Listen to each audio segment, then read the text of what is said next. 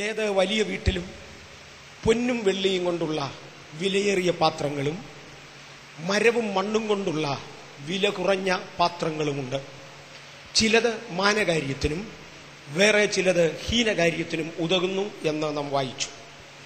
ഏത് വലിയ വീട്ടിലും വില കൂടിയ വസ്തുക്കൾ കൊണ്ട് നിർമ്മിക്കപ്പെട്ട വിലയേറിയ പാത്രങ്ങളും വില കുറഞ്ഞ വസ്തുക്കൾ കൊണ്ട് നിർമ്മിക്കപ്പെട്ട വില കുറഞ്ഞ പാത്രങ്ങളും ഉണ്ട്. ഇവർ രണ്ടും ഒരേ വീടിന്റെ വകയാണ്, ഒരേ യജമാനന്റെ വകയാണ്. നാം ആയിരിക്കുന്നത് ഒരു ദൈവസഭയിലാകയാൽ ഇതും ഒരു വലിയ ഭവനമാകയാൽ ഈ വീട്ടിലും വിലയേറിയ പാത്രങ്ങളും ആവശ്യമുണ്ട്, വില കുറഞ്ഞ പാത്രങ്ങളും ആവശ്യമുണ്ട്.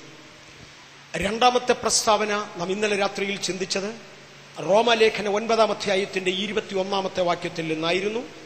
ഒരേ പിണ്ണത്തിൽ നിന്ന് ഒരേ കുശവന് ഒരു പാത്രത്തെ മാനകാര്യത്തിനും വേറൊരു പാത്രത്തെ ഹീനകാര്യത്തിനും ഉണ്ടാക്കുവാൻ മണ്ണിന്റെ മേൽ അധികാരമില്ലയോ? ഇന്നിവിടെ കൂടിയിരിക്കുന്ന ദൈവസഭയുടെ ഉള്ളിൽ നിന്ന് ചില മാനപാത്രങ്ങളും ചില ഹീനപാത്രങ്ങളും വെളിയിൽ വരണമെങ്കിൽ അതിനാവശ്യമുള്ള മണ്ണ് വെളിയിൽ നിന്ന് കൊണ്ടുവരികയല്ല, ഈ ഇരിക്കുന്ന നമ്മുടെ ഇടയിൽ നിന്ന് തന്നെ ചിലതിനെ മാനപാത്രമായും വേറെ ചിലതിനെ ഹീനപാത്രമായും തമ്പുരാൻ വേർതിരിക്കും. മൂന്നാമത്തെ പ്രസ്താവനയിലേക്ക് കഴിഞ്ഞ രാത്രിയിൽ ഇറങ്ങിയത്, അങ്ങനെയാണെങ്കിൽ ദൈവത്തിന് മുഖപക്ഷമുണ്ടെന്ന് വരുമോ? മറുപടി, ഒരിക്കലുമില്ല. ദൈവത്തിന് മുഖപക്ഷമില്ല. 1 തെസ്സലോനിക്കർ 4-ാം അധ്യായത്തിന്റെ 4-ാമത്തെ വാക്യപ്രകാരം ചുറ്റുവട്ടങ്ങളെ അനുസരിച്ച് ലോകക്കാരന്റെ മര്യാദയിൽ നടക്കാതെ അവനവന്റെ പാത്രങ്ങളെ മാന്യതയിലും വിശുദ്ധിയിലും ആരൊക്കെ നേടിക്കൊള്ളും അവർ ദൈവത്തിന് മാനപാത്രങ്ങളായിത്തീരും. ഇന്ന് രാത്രിയിൽ മറ്റൊരാശയത്തിലൂടെ ഇറങ്ങിപ്പോകുവാൻ താല്പര്യപ്പെടുന്നു. റോമാലേഖനം 9-ാം അധ്യായത്തിന്റെ 21-ാമത്തെ വാക്യം പഴയ നിയമത്തിൽ യെരമ്യാ പ്രവാചകന്റെ പുസ്തകത്തിന്റെ ഒരു വാക്യത്തിൽ നിന്നും ഉദ്ധരിച്ചതാണെന്ന് തിരുവചന ജ്ഞാനമുള്ളവർക്കറിയാം. ഒരു ദിവസം ദൈവം യെരമ്യാവിനോട് പറഞ്ഞു, ദൂതിന്റെ അനന്തര ഭാഗങ്ങൾക്ക് വേണ്ടി ദൈവം അദ്ദേഹത്തിനൊരു ദൂത് കൊടുത്തുകൊണ്ടിരിക്കുകയാണ്. ദൂതിന്റെ ശിഷ്ടമുള്ള ഭാഗങ്ങൾക്ക് വേണ്ടി നീ കുശവന്റെ വീട്ടിലേക്ക് പോകാം. അങ്ങനെ യിരെമ്യാവ് കുശവന്റെ വീട്ടിലേക്ക് ചെന്നു. കുശവന്റെ വീട്ടിൽ യെരമ്യാവ് കാണുന്നത് കുശവൻ ചക്രത്തിന്മേൽ വേല ചെയ്തുകൊണ്ടിരിക്കുന്നു. അങ്ങനെ ജോലി ചെയ്തുകൊണ്ടിരിക്കവേ ഒരു പാത്രം കുശവന്റെ കയ്യിൽ ഏതാണ്ട് കേടായിപ്പോയ പാത്രത്തെ മറ്റൊരു രൂപത്തിൽ കുശവൻ ചിത്രീകരിച്ചു, വേറൊരു രൂപത്തിൽ അതിനെ ഉണ്ടാക്കിയെടുത്തു. ഞാൻ ഒരു കാര്യം ഓർപ്പിക്കട്ടെ, ഏത് ശില്പിയും ഏത് കുശവനും വിലയേറിയ പാത്രങ്ങൾ ഉണ്ടാക്കുവാൻ, മാനപാത്രങ്ങൾ ഉണ്ടാക്കുവാനാണ് താല്പര്യപ്പെടുന്നത്. വില കുറഞ്ഞ പാത്രങ്ങൾ ഉണ്ടാക്കുന്നെങ്കിൽ അദ്ദേഹത്തിന്റെ വരുമാനം കുറഞ്ഞിരിക്കും, അദ്ദേഹത്തിന്റെ മാന്യതയെയും അത് ബാധിക്കും. വില കൂടിയതും മാന്യവുമായ പാത്രം ഉണ്ടാക്കുകയാണ് ഏത് കുശവന്റെയും താല്പര്യം. അങ്ങനെ ഏറ്റവും നല്ലൊരു പാത്രം ഉണ്ടാക്കുവാൻ ചക്രത്തിന്മേൽ വേല ചെയ്തുകൊണ്ടിരിക്കവേ വില കൂടിയ പാത്രത്തിന് ആവശ്യമുള്ള പോളിഷ്, അതിനാവശ്യമുള്ള മിനുക്കം ആ ഉപയോഗിച്ചുകൊണ്ടിരുന്ന മണ്ണിനില്ല എന്ന് കുശവന് മനസ്സിലായതിനാൽ ആ മണ്ണിന് എത്രത്തോളം മിനുസം എടുക്കുവാൻ കഴിയും ആ രൂപത്തിൽ ഒത്ത മറ്റൊരു പാത്രമായി അതിനെ തരം താഴ്ത്തി ഉണ്ടാക്കുകയാണ് ചെയ്തത്. മറക്കരുത്, പാത്രം ചീത്തയാകുന്നതും പാത്രം നന്നാകുന്നതും കറങ്ങുന്ന ചക്രത്തിന്മേൽ മാത്രമേ ഉള്ളൂ. ഒരു ചർത്ത സഭയിൽ ഒരു പാത്രവും നന്നാകയില്ല, പാത്രങ്ങൾ കേടാകുവാനും സാധ്യത കുറവാണ്. കറങ്ങുന്ന ചക്രത്തിന്മേൽ പാത്രങ്ങൾ നന്നായെന്ന് വരും, പാത്രങ്ങൾ കേടായെന്ന് വരും. കുശവൻ ചക്രത്തിന്മേൽ വേല ചെയ്തുകൊണ്ടിരിക്കുന്നു. ആ ചക്രത്തിന്റെ മേൽ നല്ല മണ്ണ് വെച്ചു കൊടുത്തു.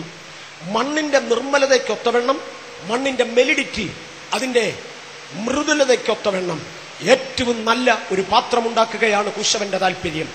ഒരു രംഗമായപ്പോൾ താൻ ആഗ്രഹിക്കുന്ന രൂപത്തിലുള്ള പാത്രം വെളിയിൽ വരത്തക്കവണ്ണം താൻ ഉപയോഗിക്കുന്ന മണ്ണിന് നിർമ്മലത കുറവാണെന്ന് കണ്ടതിനാൽ, അല്ലെങ്കിൽ വഴങ്ങുന്ന സ്വഭാവം കുറവായതിനാൽ, രൂപീകരിക്കുവാനുള്ള കഴിവില്ലാതെ വന്നതിനാൽ ആ മണ്ണിന്റെ സ്വഭാവത്തിനൊത്ത മറ്റൊരു പാത്രമായി കുശവൻ അതിനെ രൂപീകരിച്ചു.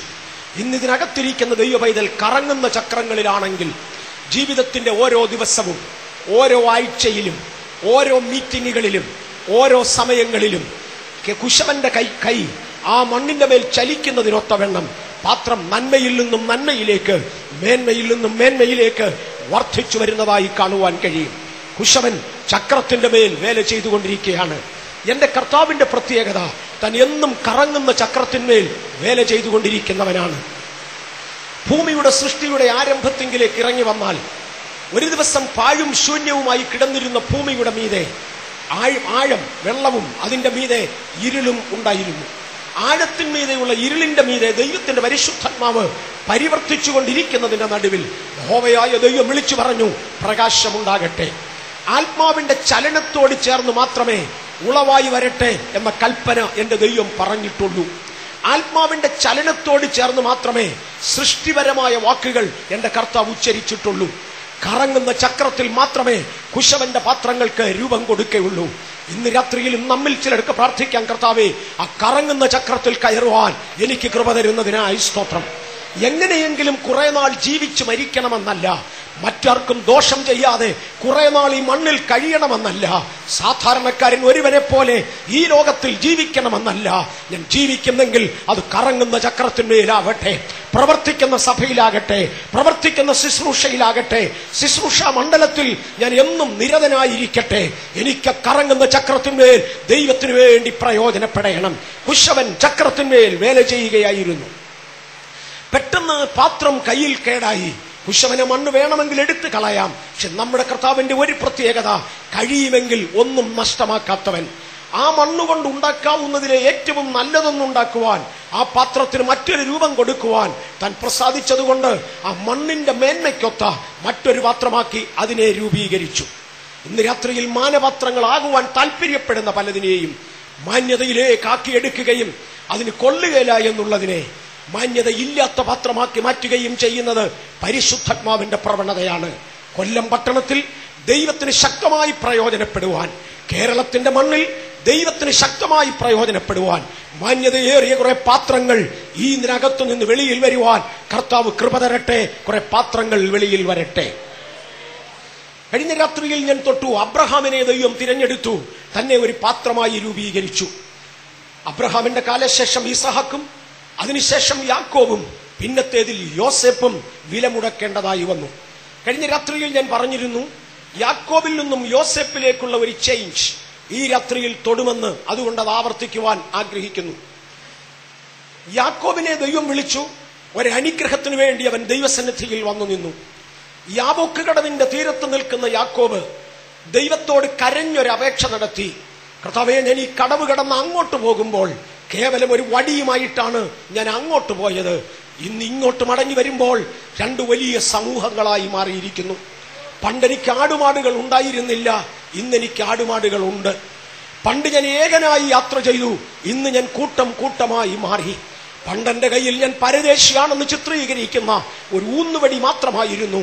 ഇന്ന് എന്നോടുകൂടെ സൈന്യങ്ങൾ എഴുന്നേൽക്കുവാൻ ദൈവം എനിക്ക് വലിയത് ചെയ്തു. പക്ഷെ ഇതുകൊണ്ടൊന്നും ഞാൻ തൃപ്തനല്ല. അങ്ങനെ വാസ്തവമായി ഒന്ന് അനുഗ്രഹിച്ചേ മതിയാകൂ. എന്റെ സമ്പത്തുകളിൽ മാത്രം ഞാൻ തൃപ്തിപ്പെടുന്നില്ല, എനിക്ക് ലഭിച്ച നന്മകളിൽ മാത്രം ഞാൻ തൃപ്തിപ്പെടുന്നില്ല. അങ്ങയുടെ ഒരു അനുഗ്രഹം എന്റെ മേൽ വന്നെങ്കിലേ മതിയാകൂ. യഹോവയുടെ ദൂതൻ തിരിച്ചൊരു ചോദ്യം ചോദിച്ചു, എങ്കിൽ പറയാം, നിന്റെ പേരെന്താണ്? അവൻ പറഞ്ഞു, എന്റെ പേര് യാക്കോബ് എന്നാണ്. ദൂതൻ അടുത്ത പദം പറഞ്ഞു, ഇന്നു മുതൽ നിന്റെ പേർ യാക്കോബ് എന്നായിരിക്കയില്ല.